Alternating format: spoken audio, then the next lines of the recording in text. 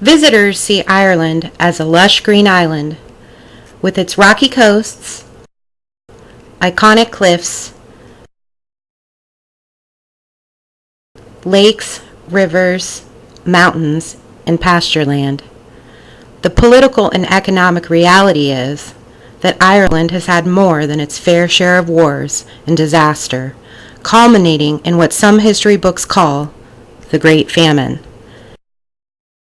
According to the book Ireland, A Short History, Irish trade with Britain and Europe was fairly extensive, and it was through these links that Christianity probably came to Ireland.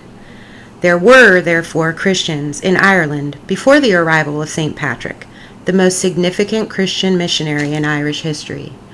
St. Patrick's Cathedral embodies the history and heritage of Irish people of all backgrounds, from the earliest times to present day.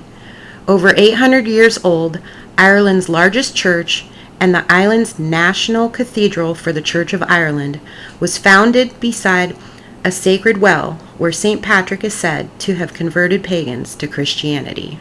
In another book, Black Potatoes, The Story of the Great Irish Famine, we read about the bitterness between the English and the Irish and how it began centuries before the potato arrived in Ireland. Ireland lies off the coast of England only a day's sail across the Irish Sea, and between the years 1169 and 1530, England tried to conquer Ireland many times, and many battles were fought between the invading English and the Irish. The Irish never managed to drive the English from Ireland for long, and with each English invasion and conquest, the Irish hated the English all the more. This bitterness that stemmed from ethnic differences between the English and the Irish deepened as religious differences surfaced, and in 1535 Henry VIII broke away from the Catholic Church and named himself head of the Church of England. In the 16th century, the idea of religious freedom did not exist. To maintain control over the Irish, Henry VIII and subsequent Protestant rulers tried to conquer and suppress Catholicism in Ireland. The conflict that had begun as English versus Irish now became English Protestant versus Irish Catholic. Over the next 100 years, the British drove the Catholic Irish off their lands to make way for Protestant English and Scottish settlers. The British intended to bring a sense of order and civilization to the Irish, who they considered to be rebellious and barbaric. The Catholic Irish fought against the English colonization, but in 1690, after Protestant King William of Orange defeated the Catholic Irish in a terrible battle at Boyne River, it seemed unlikely that Catholic Ireland would ever rise to power again. To make sure, King William and the British Parliament enacted a series of laws to punish Irish Catholics and keep them powerless. The laws were called the Penal Laws, and under penal laws, Catholics were forbidden to vote, hold public office, carry their own firearms, engage in certain trades or professions, or provide their children with a Catholic education. Some Catholics converted to Protestantism in order to keep their land. Others gave up their holdings and immigrated to America. And over the years, Catholic lands were acquired by wealthy English and Anglo-Irish Protestant families. The penal laws ensured that the Protestants remained the powerful landlord class and the ruling elite of Ireland. Despite the laws, Catholicism thrived in Ireland, and by 1800, 80% of Ireland's population practiced the Catholic faith. Though many of the laws had been repealed or relaxed, Irish Catholics did not have full political rights. And in 1800, the British Prime Minister William Pitt convinced the Irish elite to agree to the Act of Union. The Act would formally unite England, Scotland, Wales, and Ireland into the United Kingdom.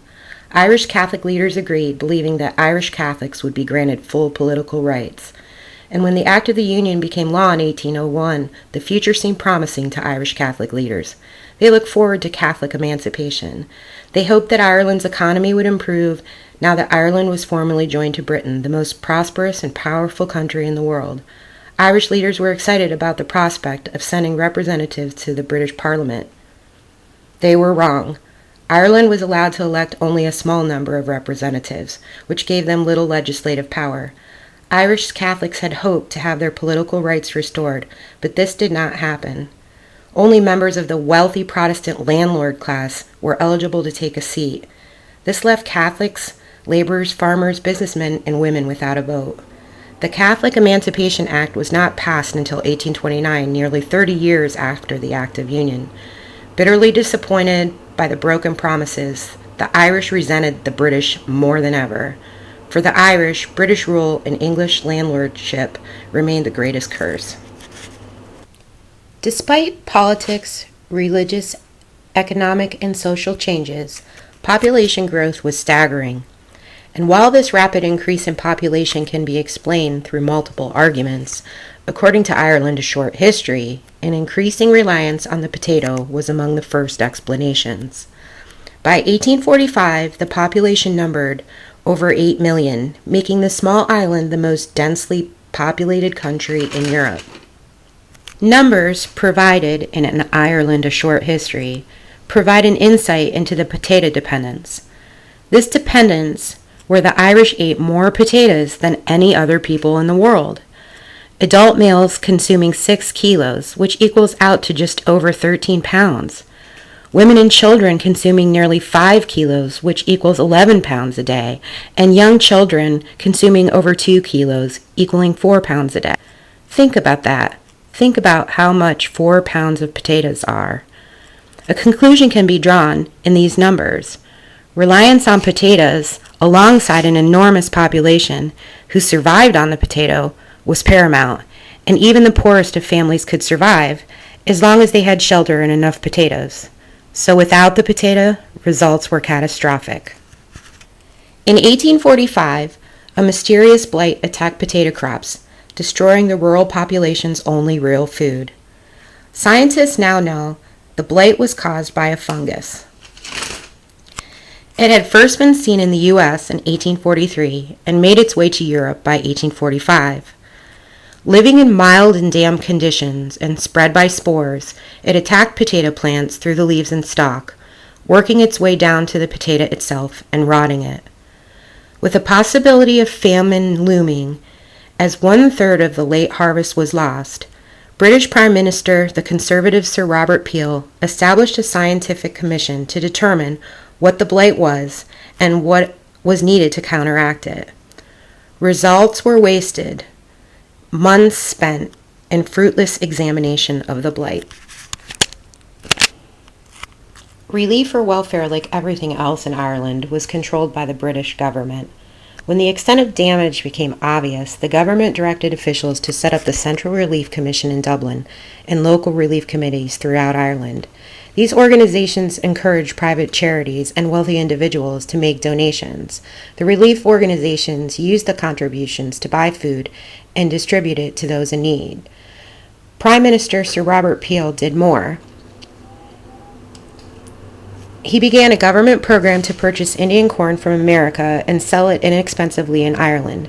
Compared to potatoes, the corn was difficult to cook and digest, but it was better than no food at all. Peel's charitable action greatly alarmed merchants because it kept them from raising their prices even higher. Sir Robert Peel's government fell from power. The new government, led by Prime Minister Lord John Russell, strongly maintained the government would place no restrictions on free trade or intervene in economic affairs. This economic philosophy, called laissez-faire, a French term that means let them do what they think best, would be an important factor in England's future response to events in Ireland. Sir Charles Edward Trevelyan, English Assistant Secretary of the Treasury, personally controlled all relief efforts in Ireland after Peel's departure. Trevelyan believed any food and aid consumed by the Irish should be paid for by the Irish, and therefore required local landowners to found relief committees. The owners either didn't know or care about the starving peasants and did nothing. The Irish potato famine, which in Ireland became known as the Great Hunger, was a turning point in Irish history. From a population of 8 million, at least one died of starvation and another 1 million immigrated. Famine hardened resentment towards the British who ruled Ireland. Historians have long noted that while Irish peasants were forced to rely on potatoes, other crops were being grown in Ireland, and food was exported for market in England and elsewhere. While it's impossible to determine precise numbers of the dead from starvation and disease during the potato famine, many were lost and buried in mass graves and left unrecorded.